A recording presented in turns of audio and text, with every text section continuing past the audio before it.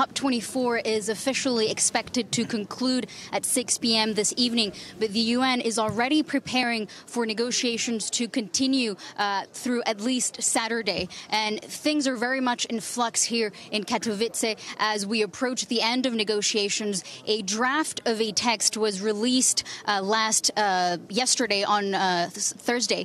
And as most ministers had returned to their hotels for the night, they were called back into the conference center to extend discussions. So every hour matters here in Katowice as negotiators try to stick to their deadline. And there are two main issues that remain unresolved. The first one is the rule book, the set of guidelines that will make the Paris Agreement operational. And observers are concerned about how much transparency we're going to get from this rule book, especially when it comes to reporting emissions. How do we make sure that countries provide a full tally of their emissions? In other words, how do we make sure that there are no free riders in this climate regime that we're building?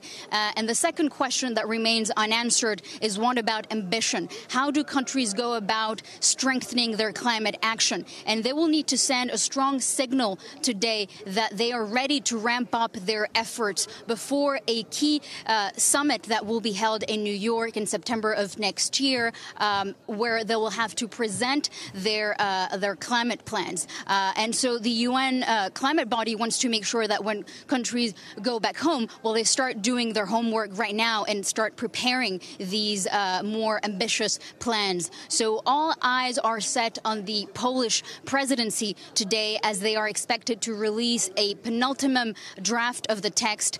Negotiations are then expected to continue overnight, and hopefully they will reach an agreement by Saturday.